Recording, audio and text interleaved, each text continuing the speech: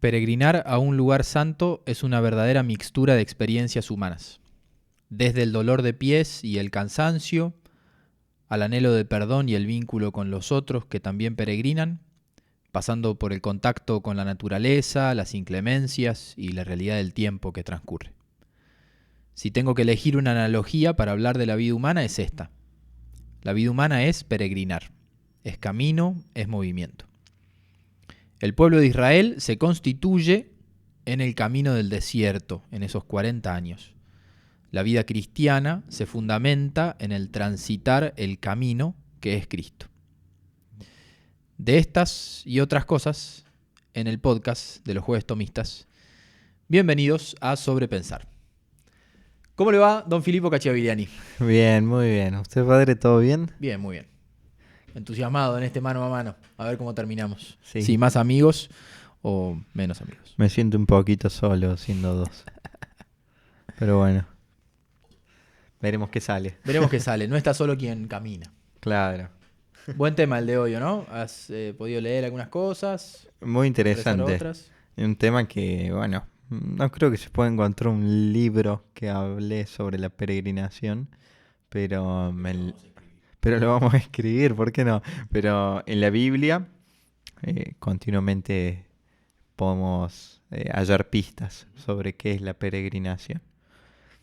Me gustaría en primer lugar traer un cuento de Chesterton, Nostalgia del propio hogar. Se encuentra ahí en La Tierra de los Colores, un libro que también tiene algunos poemas que escribió de más chico, algunos dibujos que hizo. E incluso este libro, este cuento Nostalgia del propio hogar, lo nombra en El hombre eterno. Y que comienza con una pregunta muy, muy particular. Que dice, un hombre le pregunta a otro, ¿cuál es el trayecto más corto para llegar de un lugar hacia ese mismo lugar? Y le responde, quedarse quieto.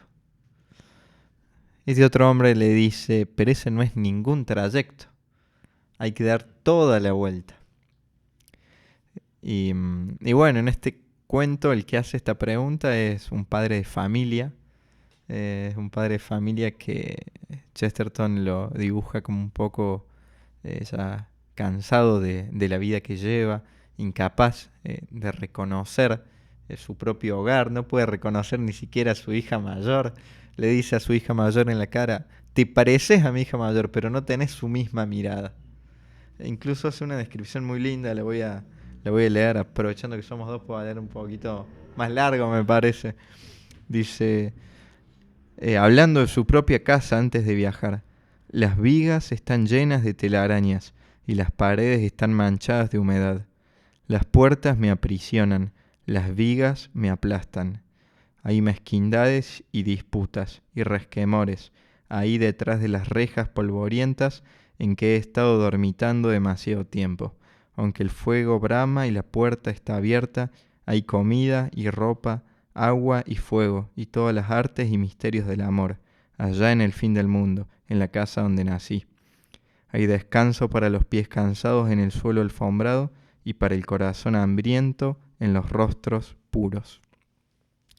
¿No? Narra este cansancio que tenía, y que por eso decide partir, peregrinar, y así terminar volviendo a su misma casa para poder reconocerla. Es decir, no hubo solo un movimiento físico, sino también un movimiento que contribuyó a un cambio en lo espiritual, en su relación con Dios.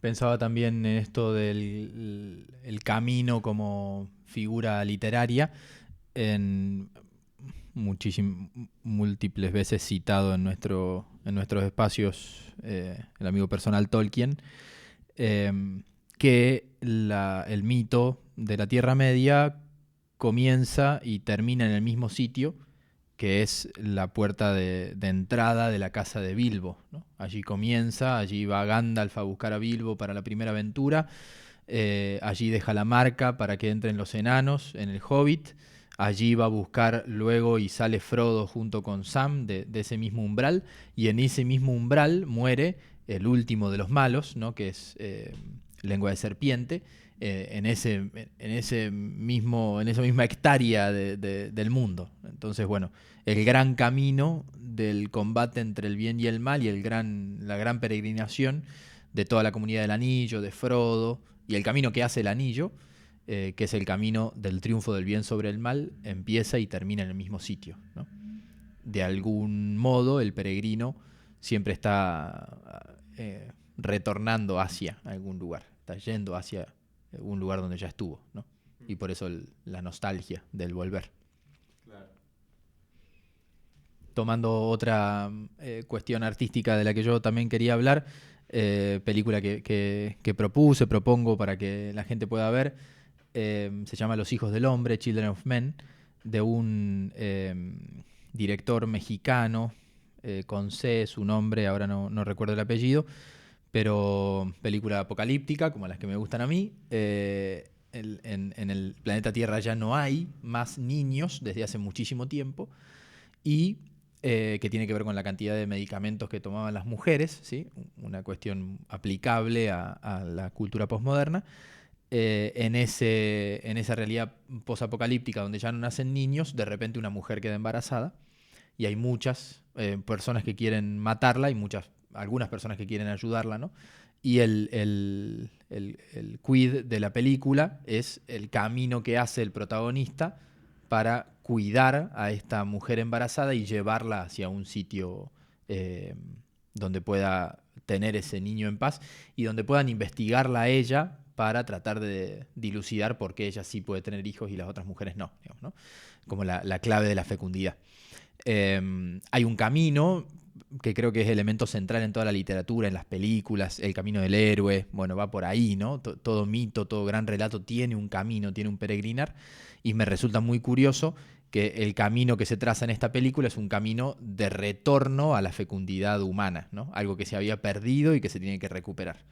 La película está muy bien, está bien filmada, tiene mucha acción, tiene buenos, el protagonista está muy bien, el desarrollo del personaje y demás. Me quedo con esta cuestión de que el camino es un camino de regreso, de retorno, a cuidar algo que es humano como es la fecundidad, ¿no? Es un retornar a algo.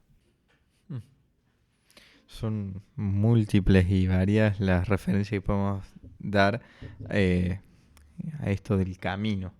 Es como que normalmente se reconoce que el hombre está camino hacia algo, ¿no?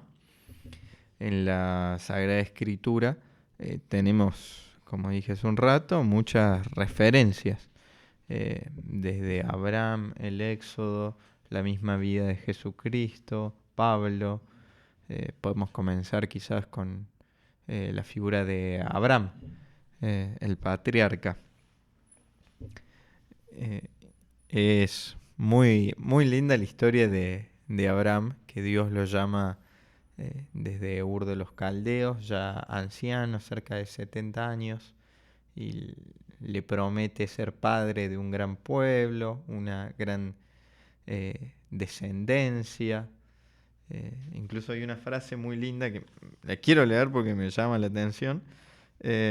Hablando Dios con Abraham, le dice, ya un poco más avanzada, el camino de Abraham ya se había puesto en camino, ya había llegado a Canaán, había una falta de alimentos, hizo que Abraham se tuviera que ir a Egipto, vaya recibida que le dio Dios, le prometió una gran descendencia y solo le dio hambre.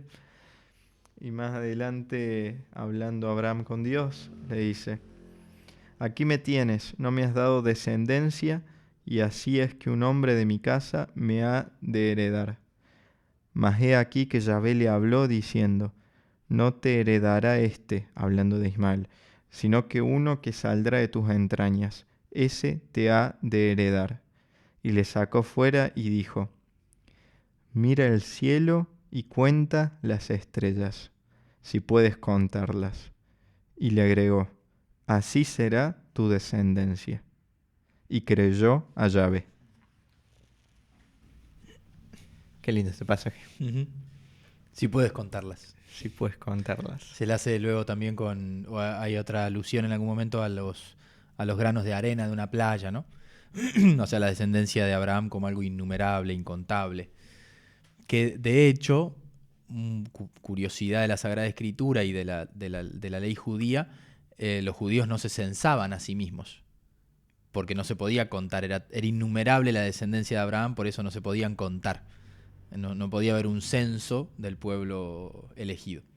De allí que resulte tan singular en el nacimiento de Jesucristo, que su nacimiento en Belén esté condicionado por un censo del pueblo judío que tenía que ver con el Imperio Romano, ¿no? El emperador romano manda a hacer un censo, pero era una cosa que no era habitual entre los judíos, contarse por esta cuestión innumerable. Es imposible contar las estrellas del cielo, es imposible contar a los descendientes de Abraham.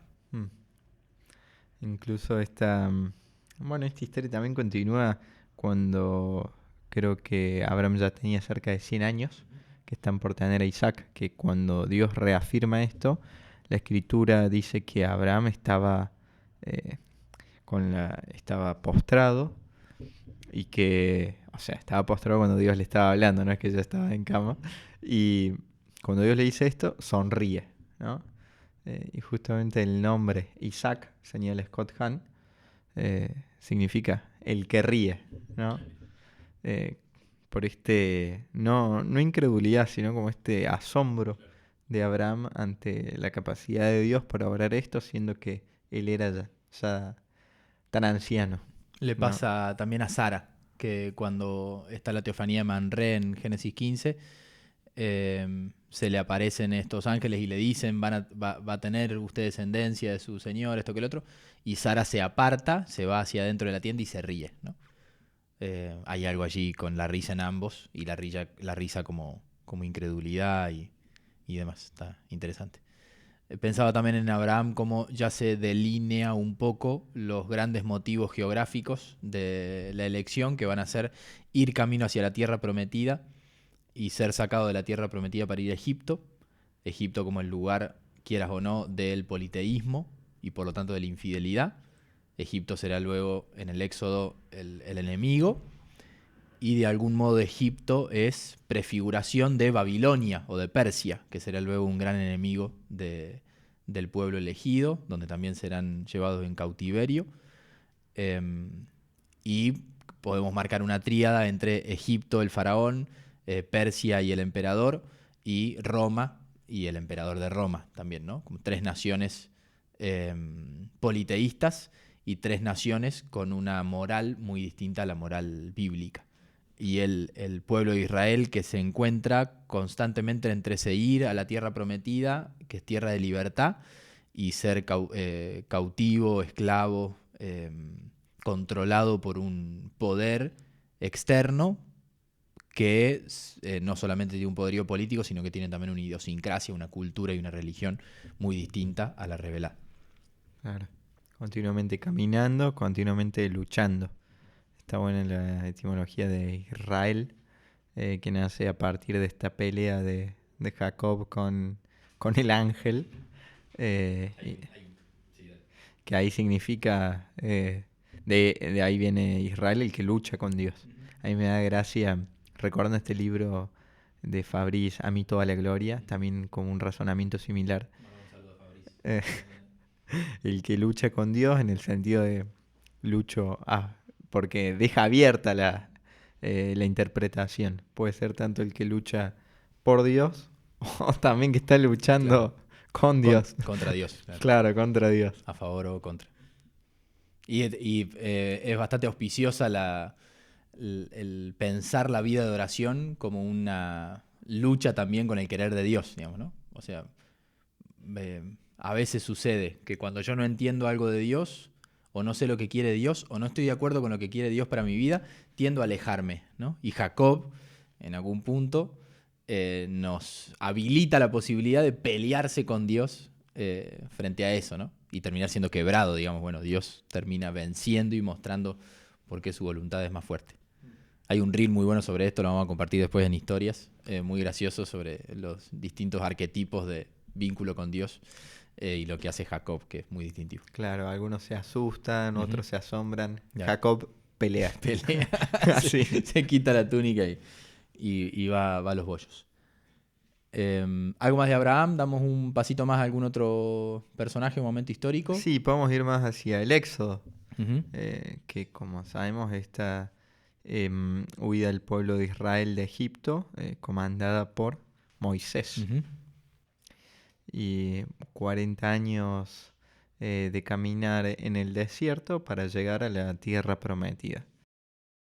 Creo que algo para resaltar, ¿no? Porque, bueno, podemos quedarnos en un sentido meramente positivo de la peregrinación, es poder ver cómo esos 40 años del pueblo de Israel, que son figura de la vida cristiana, eh, son 40 años de ir y venir entre fidelidad y confianza en Dios e infidelidad y desconfianza en Dios y en los mediadores de Dios, ¿no? O sea, Moisés pasa muchísimo tiempo renegando de que los israelitas no confían en él, no confían en Dios, no confían en la ley, ¿no? Y que muchas veces son infieles. Entonces, bueno, la peregrinación y decir que la vida cristiana es peregrinación implica también muchísima infidelidad, muchísima equivocación, muchísima debilidad, y eso también forma parte de la vida cristiana.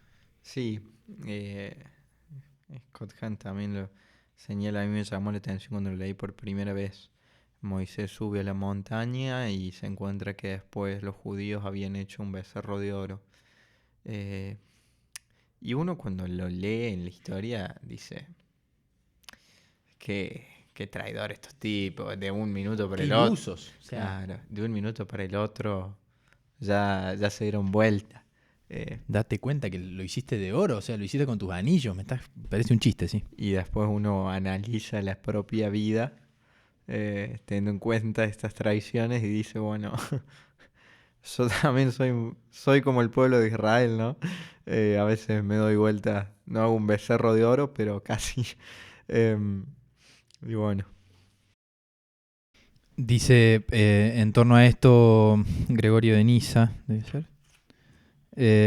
Habla de, sí, Gregorio de Niza, de tres etapas en el camino de Moisés: la zarza ardiente, la columna de nube y la tiniebla luminosa, ¿no? Zarza en el llamado, columna de nube en el momento de la primera parte de la peregrinación, del salir de Egipto, y luego la tiniebla luminosa, que tendría que ver con esta experiencia que tiene Moisés posterior a la idolatría del pueblo, que es que puede ver a Dios pero no verlo, ¿no? Ve las espaldas de Dios, a partir de ahí él anda cubierto en el rostro porque tiene el rostro luminoso, entonces se cubre para que la gente no se asuste, en fin. Dice Gregorio que hay un camino de purificación de la idolatría en tres etapas fundamentales. La primera tiene que ver con abandonar los ídolos, que es lo que el pueblo de Israel hizo al salir de Egipto. Porque el gran problema que tenían en Egipto era que no podían rendirle culto al Dios de Israel. De hecho, casi que algunos ni lo conocían y por lo tanto estaban sumidos en la idolatría del politeísmo egipcio. El segundo paso es el más difícil, dice Gregorio, es una vez que hemos abandonado los ídolos, no formarnos un ídolo de Dios, ¿no? Porque uno puede decir, bueno, este termo es Dios y yo puedo abandonar este termo, pero interiormente, en mi razón o en mis sentimientos, dice Gregorio, formarme una imagen de Dios, domesticar a Dios, hacerme en última instancia un Dios a mi medida, ¿no? Y eso es lo que le estaba sucediendo interiormente al pueblo de Israel y se materializa luego en ese becerro. Nosotros decimos, lo dijimos hace un ratito, que sonsos, ¿cómo van a decir que Dios es ese becerro de oro? Pero el problema es la peregrinación interior, digamos, ¿no? Lo que te lleva a pensar que vos sos capaz de crearte un Dios, de que tu idea de Dios es Dios, de que tus sentimientos sobre Dios son Dios y de que por lo tanto podés formarte un ídolo, muchas veces sin darte cuenta, y terminar creyendo, que es lo que le pasó al pueblo de Israel, que ese becerro de oro, que esa idea que vos tenés de Dios, es Dios, ¿no? Entonces, Dios siempre es misterio y posiblemente lo que conocemos de Él no es completamente todo Dios, ¿no? Siempre hay cosas que nos exceden. me dejaste pensando bastante. Una cuestión oculta o un episodio no tan sabido del pueblo de Israel es lo que sucede con Josué. Josué es el que toma el mando del pueblo de Israel después de la muerte de Moisés, ¿no? Moisés no puede entrar a la tierra prometida porque él había dudado de Dios también en esto. Entonces, es el bueno de la película Moisés, pero también tiene sus limitantes, ¿no? Y está muy bueno eso en los patriarcas, ir viendo cómo son imagen de Jesucristo y son perfectos, pero también tienen muchas limitaciones. Bueno, Josué aparece ahí. Tipazo, recomiendo leer el libro de Josué. Y hay algo que siempre te llama la atención de Josué, que es... Josué es la versión Kill Bill de la Biblia. Sí, o Judas Macabeo también. Lo podemos llegar a discutir un poquito, pero es cierto, sí. Sí, sí, sí. Mata a lo que se le cruza. Ujú. Pero un libro también que está muy bueno para leer. Em, Sobre todo, bueno, la verdad que es un libro largo y Tiene de todo. Tiene sí, romance, tiene acción. sí. Rahab, Sí. la participación de Rahab, pero no Ujú. Que entiendo aparece luego en en la genealogía de genealogía de Mateo. Mateo, sí. Incluso Josué prefigura de Cristo. Strobinger señala que fue uno de los pocos que se mantuvieron fieles, digamos, que no terminaron traicionando a Dios, sino que murieron, eh, digamos, en buena ley. Ujú. Y que fue quien hizo que bajara el caudal, digamos. Dios lo hizo, pero comandado el pueblo de Israel por Josué, que bajara el caudal del río Jordán para que pudiera ingresar el pueblo elegido a Jericó, Ujú. ¿no? Sí, de tal modo es prefigura de Jesucristo que el nombre es el mismo. Se traduce en general al castellano, no lo tengo tan estudiado en latín y griego, digo, pero se traduce al castellano como Josué, pero es el mismo nombre hebreo que Jesús, que Jeshua, digamos. Que se traduce distinto para no confundir, ¿no? Pero el nombre Jesús podría bien ser Josué y Josué podría ser muy bien Jesús. Eso lo dice Alfredo Sáenz en Cristo y las figuras bíblicas. Así que tenemos una cercanía incluso nominal en el mismo nombre de pila de Jesucristo y de Josué. Mm. Está bueno la historia de Josué también y compararlo con la peregrinación cristiana, de que al entrar en Jericó, bueno, todavía había muchos lugares alrededor donde no, digamos, pueblos enemigos, por Claro, así decirlo. que Eh, querían conquistar de nuevo la ciudad. claro, y al mismo tiempo, eh, la idea, el plan de Dios era expulsarlos a todos para cuidar al pueblo de Israel, sobre todo de la idolatría, y verlo en la propia vida como uno no se puede conformar con alguna conquista, como que la vida cristiana tiene que ser un continuo ascenso. No se puede hacer como hizo más adelante el pueblo, algunas zonas de las tribus de Israel que decidieron no luchar directamente y quedarse en la zona en la que estaban, sino hacer como Josué e ir derrotando a los demás enemigos, Claro. no quedarse en un solo lugar. Eso sí. Podemos hacer el paralelo de la lectura espiritual con la virtud. Es decir, ¿no? Si yo me quedo y decir, bueno, ya está, ya soy lo suficientemente paciente, posiblemente los límites de mi paciencia se vengan constriñendo cada vez más y yo pierda la virtud de la paciencia. Entonces la vida moral es un combate en el que yo voy ampliando las fronteras porque necesito crecer, porque si no avanzo, retrocedo, ¿no? No hay posibilidad espiritual de quedarme en el mismo sitio. Me parece también dos detalles de Josué como peregrinación. Primero, esto de tener que pasar por la cuenca del río Jordán. El río Jordán, que es el río en el que se bautiza Jesucristo, o sea, tiene una cuestión sacramental de bautismo muy fuerte. Y ellos caminan por allí, ¿no? Descienden y son todas figuras del bautismo muy fuertes, porque el bautismo es un sumergirse, porque el bautismo es participar de la muerte de Cristo, entonces también es descender hacia las profundidades de la tierra, y así como Jesucristo fue puesto en el sepulcro, en el interior de la tierra, en una montaña, también el pueblo de Israel desciende hacia la cuenca del río y baja, ¿no? Y bueno, hay un montón de de alusiones espirituales a la realidad del bautismo, a la purificación, a la preparación para llegar a la ciudad, ¿no? Y después que lo que tienen que hacer, que es graciosísimo también leerlo, está muy bien relatado, narrado, que es dar vueltas a la ciudad, o sea, caminar a la ciudad de Jericó, porque no tenían poder militar para derribar los muros, pero sí un poder espiritual. Entonces caminan y caminan y caminan y dan vueltas, ¿no? Suenan las trompetas, que son trompetas sacramentales, también hay un poder allí que es sacramental.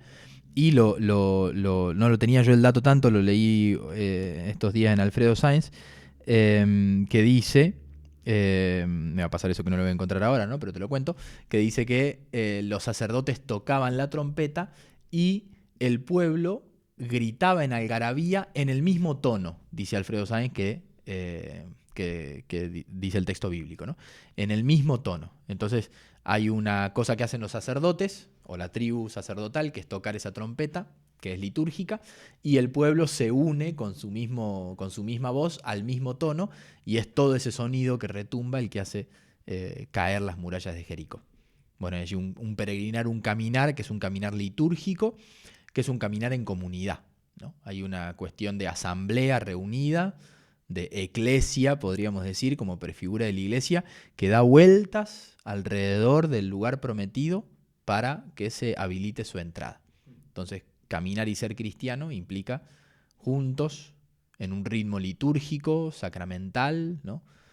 Sacerdotes y laicos, podríamos decir, ya jugando con interpretaciones un poco más concretas, dando vueltas alrededor de la tierra prometida para que el Señor nos abra la puerta y podamos ingresar. Sí, también un detalle que nos faltó mencionar son las ayudas que va dando Dios en estas peregrinaciones. Claro, hablamos de las infidelidades o de las limitaciones humanas, pero son muchas las ayudas. Sí. Ya sea en el Éxodo, por ejemplo, el maná. Uh-huh. Hay una cita de San Pablo en la carta a los Corintios que dice: no tentemos al Señor como algunos de ellos le tentaron y perecieron por las serpientes. Este episodio conocido en el libro de los Números, en el cual siempre se menciona que los israelitas fueron infieles a Dios, que se preguntaron, ¿para qué nos sacó Dios? Para morir. Uh-huh. Y que Dios envió... Preferían las cebollas de Egipto. Claro. Y hay una cita ahí en el libro de los Números que dice que la queja de los israelitas era que estaban despreciando el maná, ¿no? Estaban despreciando el pan que estaba enviando Dios. Y como este también es un riesgo en la vida espiritual propia, en el propio peregrinar.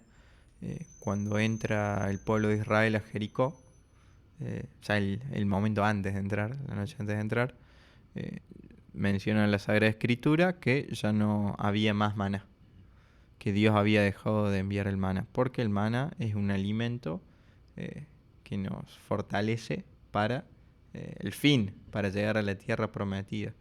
Y así luego de la nueva alianza, el maná, el cuerpo de Cristo, es lo que nos fortalece para poder llegar al cielo, donde ya no habrá más Eucaristía, porque podremos contemplar a Dios. Dice la secuencia de Corpus Christi sobre la Eucaristía: el pan de los ángeles se ha convertido en alimento de los hombres peregrinos. O sea, algo que es moneda corriente en el cielo se vuelve maná para los que caminan, ¿no? Entonces, bueno, ya no necesitaremos más ese alimento porque ya todo será Eucaristía, ya todo será acción de gracias a Dios, ya todo será encuentro, ¿sí?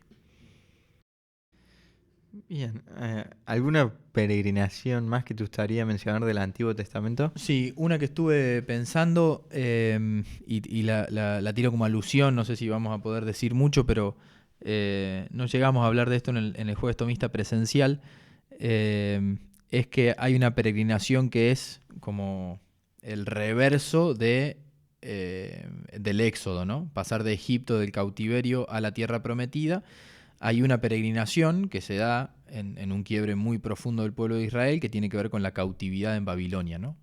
Nabucodonosor, que tal vez no suena, al menos porque es un apellido muy difícil de leer cuando te toca la primera lectura, pero es el que conquista, rey de Persia, sí, cuya capital tenía en Babilonia, de los jardines de Babilonia y demás, conquista toda la zona de Judea y se lleva presa a gran parte del pueblo de Israel, sobre todo los intelectuales y los que tenían mucho talento para el trabajo manual. Se los lleva presos a Babilonia para que trabajen para el imperio, ¿no?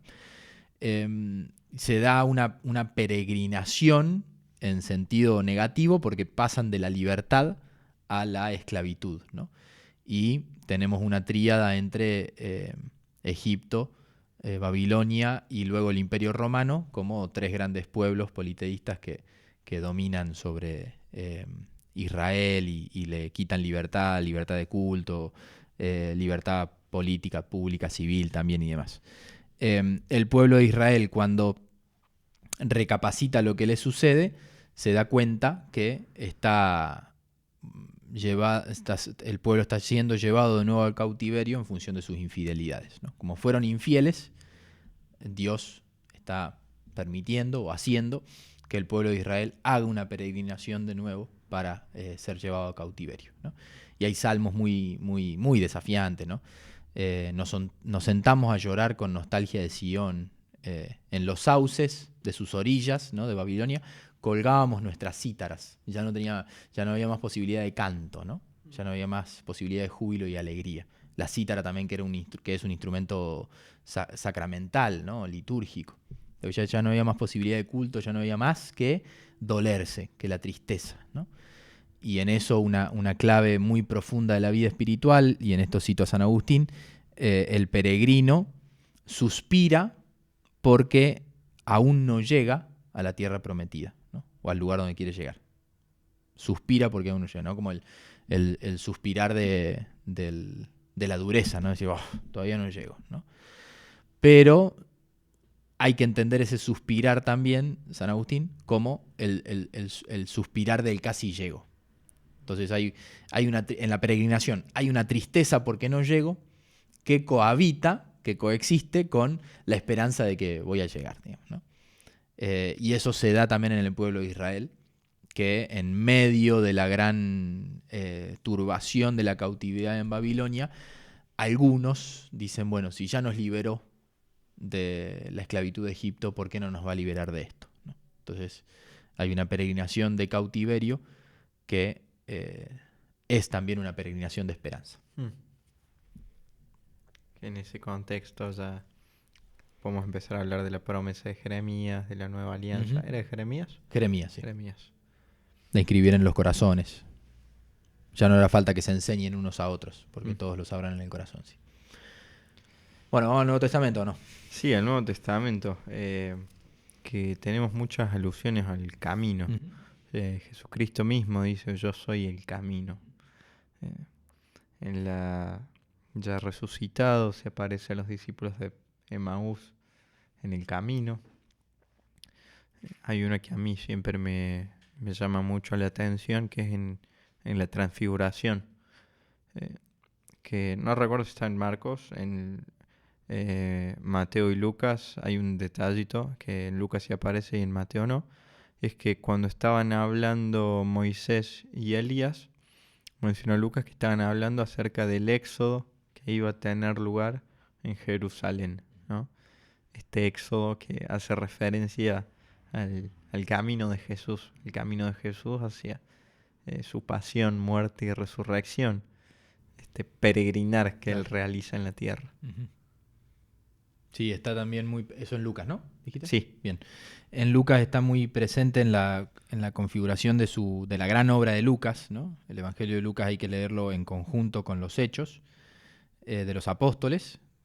En nuestras Biblias en general está Juan puesto en el medio, ¿no?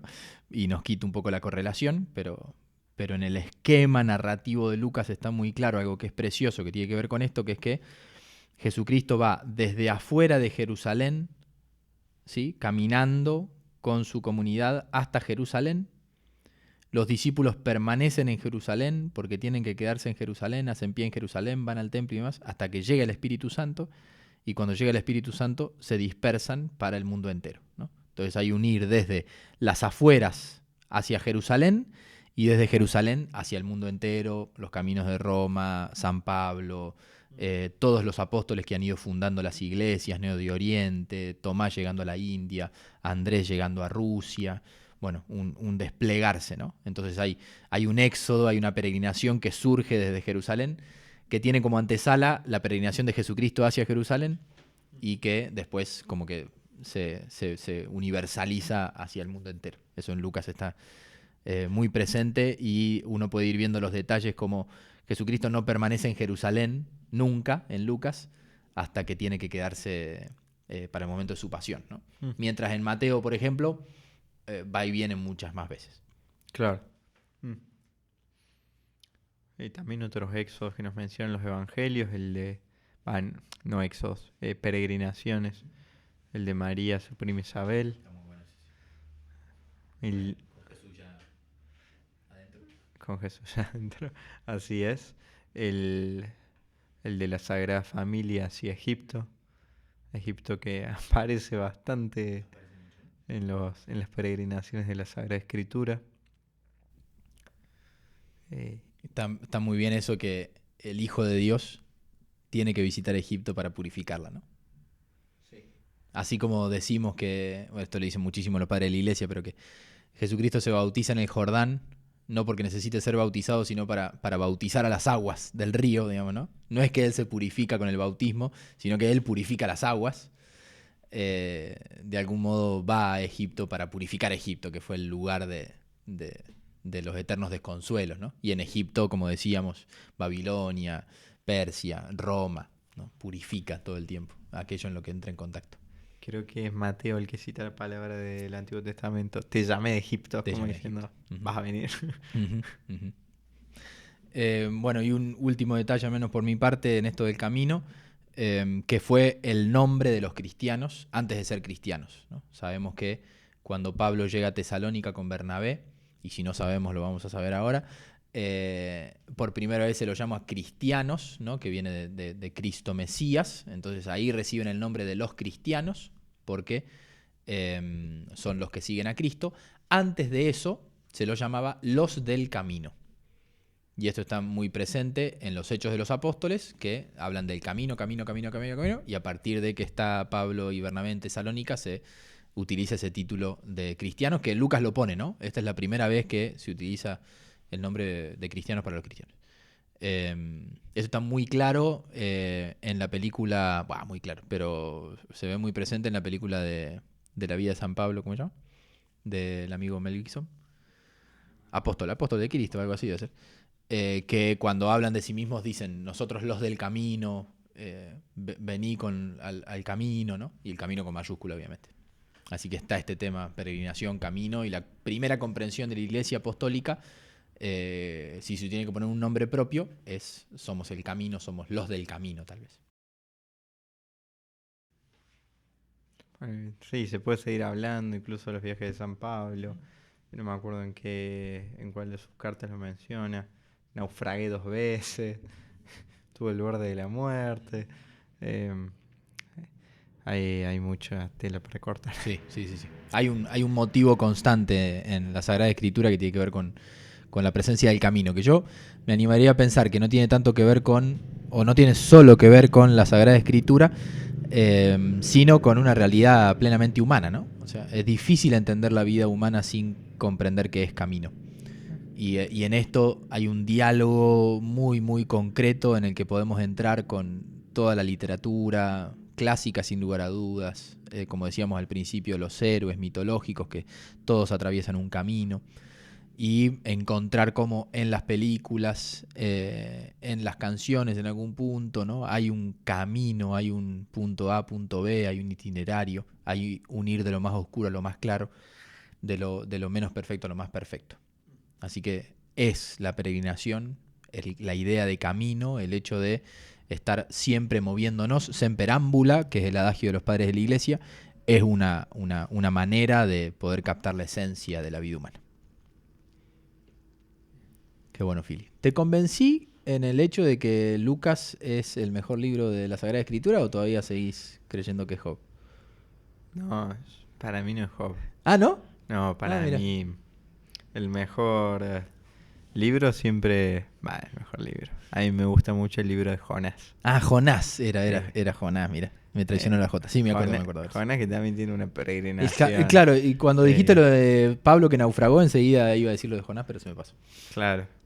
Que bueno, mandó a evangelizar a la capital del imperio asirio, que ese Nínive. me fue el nombre, Nínive. Nínive y los ninivitas. Y bueno, ya no me quiero extender con la historia porque es larga. Pero bueno, como dijimos hace un rato, está plagada Está de en todos peregrinaciones la Sagrada Escritura. Está en todos lados. Sí. Así que este año santo 2025, Peregrinos de Esperanza, es un buen año para comprender que la vida cristiana es camino y que hay datos para aprender a caminar en todos lados. Ha sido un gusto, che. Igualmente, como siempre. Así que nos veremos en el próximo podcast. Y bueno, Si Dios quiere. si Dios quiere, Que la gente comparta, que haga comentarios en YouTube, comente, sí. que comparte los shorts, los reels. Plantee preguntas. Que plantee preguntas, que se queje, que diga que no nos entiende, también nos sirve. Pues Y nos veremos la próxima. así es. Muy bien. Las Malvinas son argentinas.